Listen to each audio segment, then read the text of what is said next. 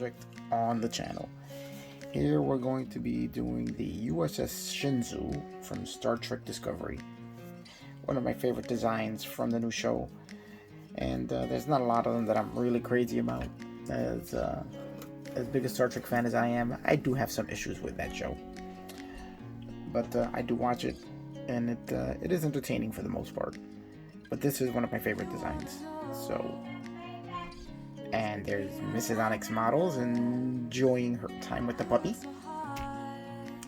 So we are going to unbox this and take a quick look. We're not going to go crazy with the unboxing video, as there's a whole bunch of them online about this. So let's just open it up and see what we got here.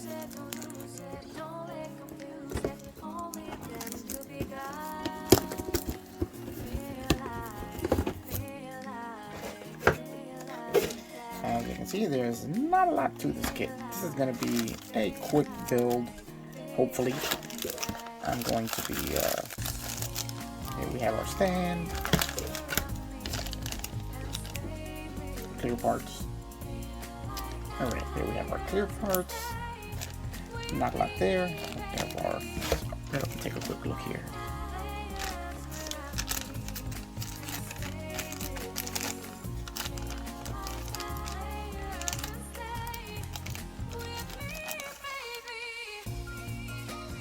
Okay, here we got our clear parts, our engine parts.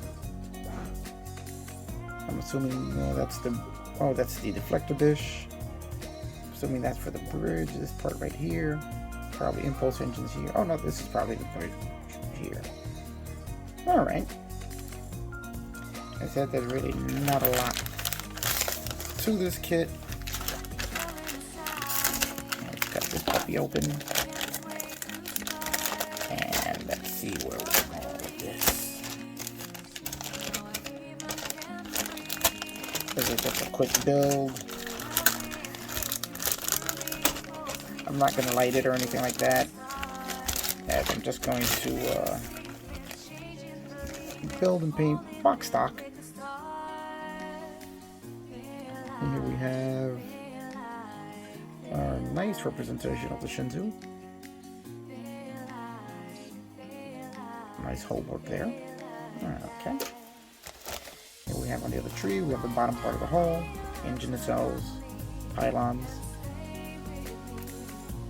Like I said, there's not a lot to this kit. We only have 4 trees of parts. So, let's get started on this and join me on this ride.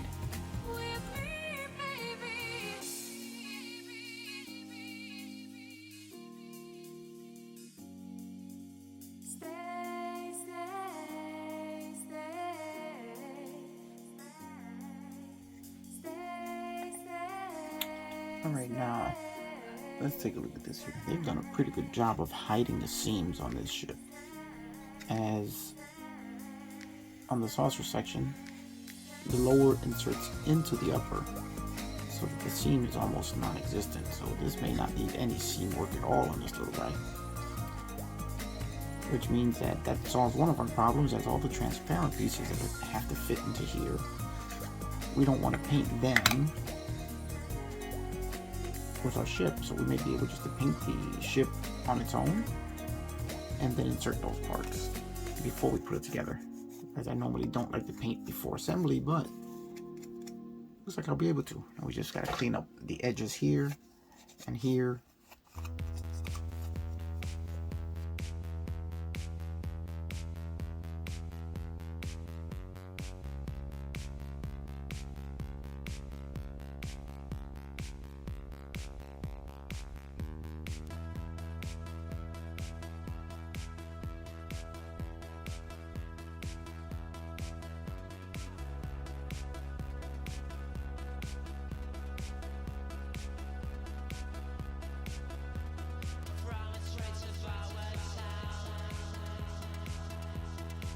This is a pretty tight fit here, so you're going to have to really squeeze that in there to get it to stay where you want it.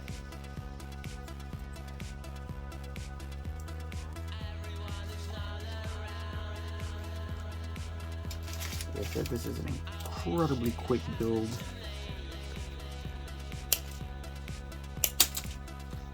And you can have more fun with the painting and the detailing than you will with the actual build.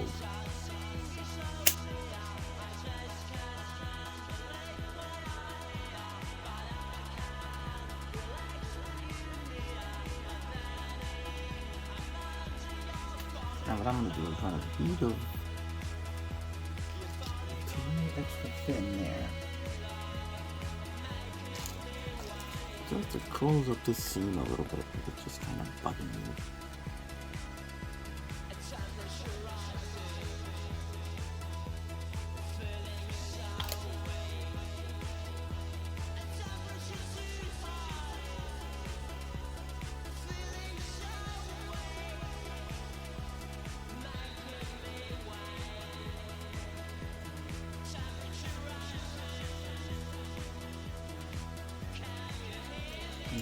Do something here. We'll let the cement melt.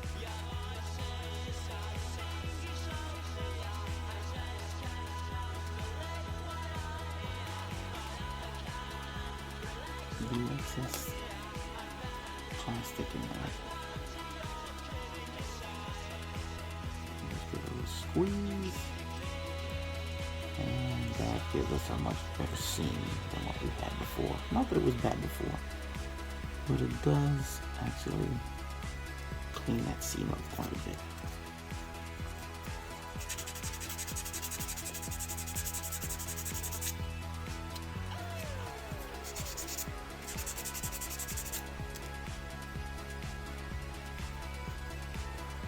So I'm much happier with that.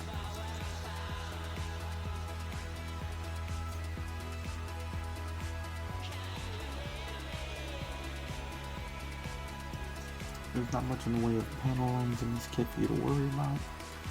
So you can go ahead and just make sure all your parts fit and sand whatever you need to, as most of the details on the hull are applied by the decals.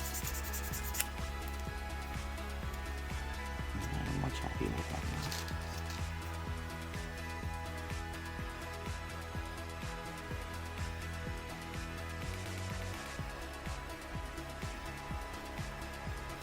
The only mold lines that needed any sort of attention were on the tops of the warp engines.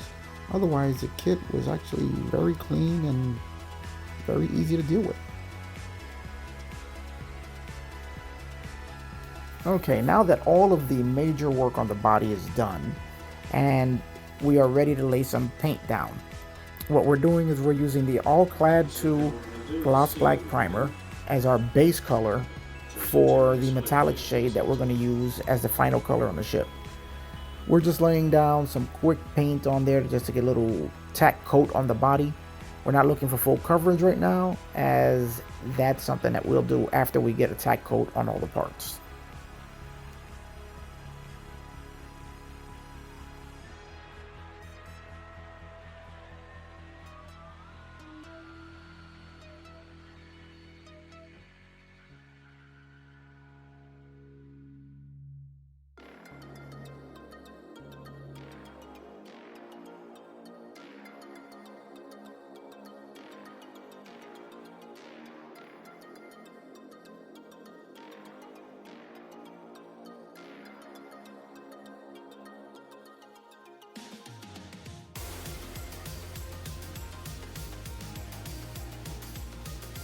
Now that we're done applying our tack coat, now we're going to apply a full wet coat to every part of the ship to make sure we get full coverage before we apply our color coat.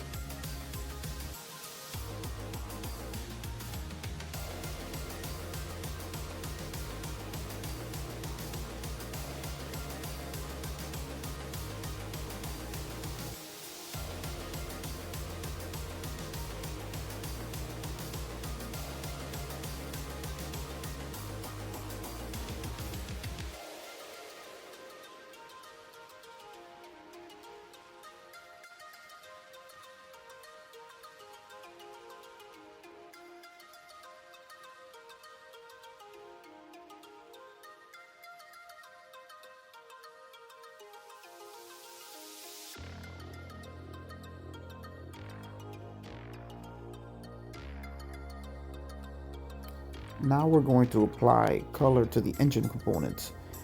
And here we're going to be using all clad candy red in order to apply the red color for the engine nacelles and the impulse engines. It's a beautiful transparent red. Now we can get started with our color coat.